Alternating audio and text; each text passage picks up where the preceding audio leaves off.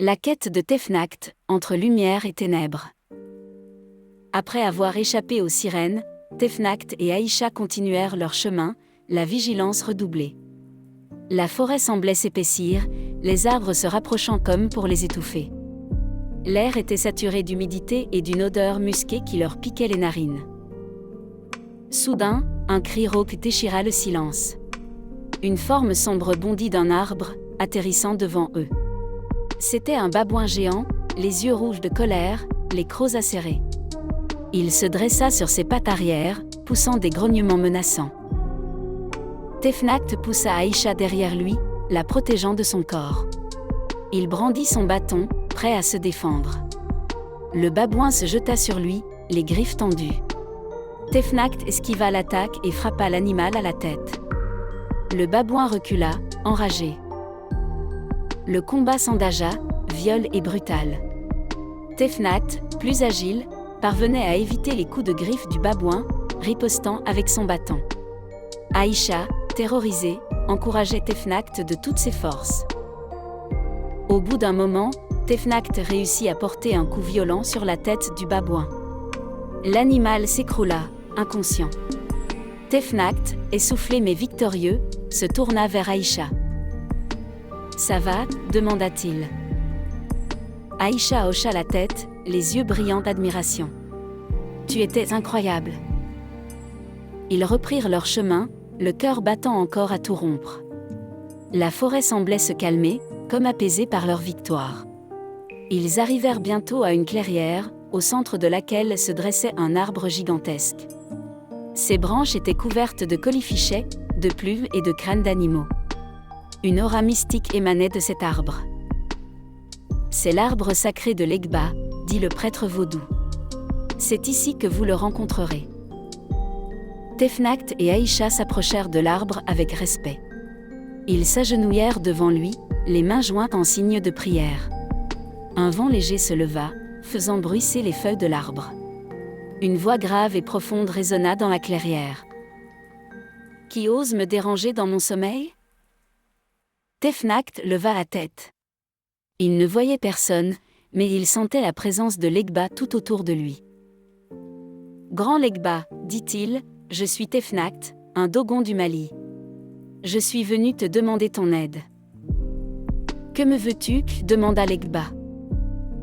Tefnact raconta son histoire, sa quête pour réunir le corps du Nomo et restaurer l'équilibre du monde.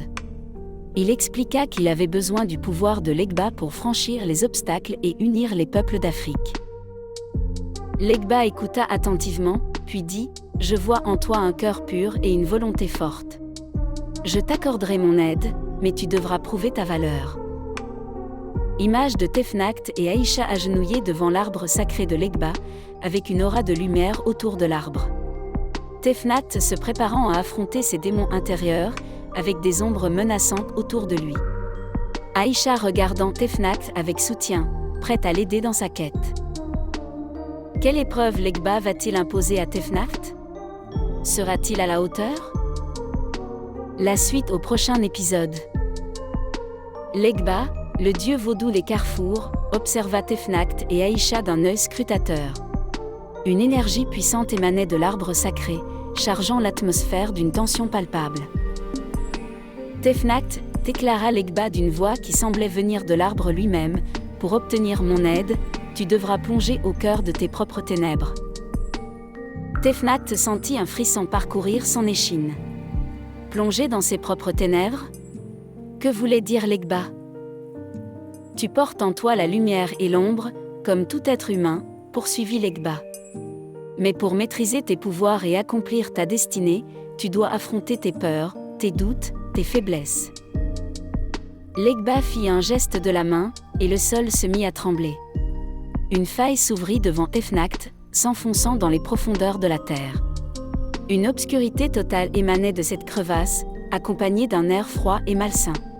« Descends dans cette faille », ordonna l'Egba.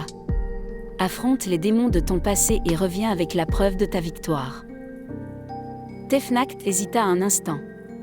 L'idée de plonger dans cette obscurité terrifiante le glaçait d'effroi. Mais il savait qu'il n'avait pas le choix. Il devait surmonter sa peur pour obtenir l'aide de l'Eghba. Il se tourna vers Aïcha, lui prenant la main. « Reste ici, lui dit-il.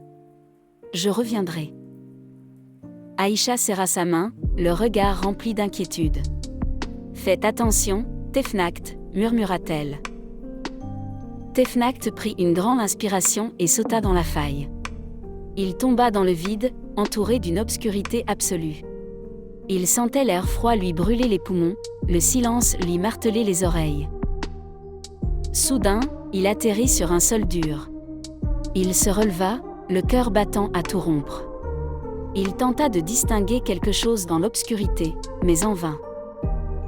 Alors, les ténèbres prirent vie. Des formes monstrueuses émergèrent de l'ombre, se rapprochant de lui lentement.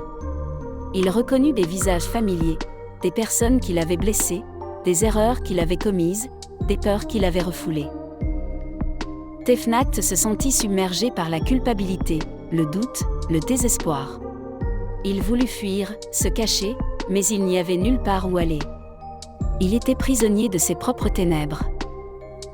Image de Tefnact entouré de créatures monstrueuses dans l'obscurité de la faille. Comment Tefnact va-t-il affronter ses démons intérieurs? Réussira-t-il à sortir de cette épreuve transformée? La suite au prochain épisode. Les créatures des ténèbres se rapprochèrent de Tefnact, leurs griffes acérées et leurs crocs brillants dans l'obscurité. Des voix murmuraient à son oreille, des voix familières qui lui rappelaient ses erreurs passées, ses regrets, ses peurs les plus profondes.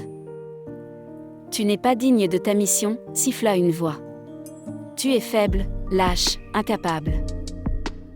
Tu vas échouer », grinça une autre. « Tu vas trahir ton peuple, comme tu as trahi ceux que tu aimais. » Tefnact se sentit submergé par le doute et la culpabilité. Ses jambes flageolèrent, ses mains tremblèrent. Il était sur le point de céder à la panique. Mais alors, il se souvint du Nomo, de sa mission, de la force qui l'habitait. Il pensa à son père, à sa mère, à Aïcha, à tous ceux qui croyaient en lui. Il ne pouvait pas les décevoir. Il ne pouvait pas se laisser engloutir par les ténèbres. Il serra les poings et cria « Non. Je ne suis pas faible. Je ne suis pas lâche. Je suis Tefnact, le gardien du savoir, le protecteur de mon peuple. Je ne me laisserai pas vaincre. » Un éclair jaillit de ses mains, illuminant la faille d'une lumière aveuglante. Les créatures des ténèbres reculèrent, apeurées. Tefnact se sentait plus fort, plus déterminé que jamais. Il avança dans l'obscurité, le regard fixé devant lui. Il ne ressentait plus la peur, seulement une force tranquille et une confiance inébranlable. Il savait qu'il avait affronté ses démons et qu'il en était sorti victorieux. In a mystical forest, Tefnact and Aïcha escape a giant baboon. Tefnact must confront his inner demon to prove his worth. And gain the strength to fulfill his destiny.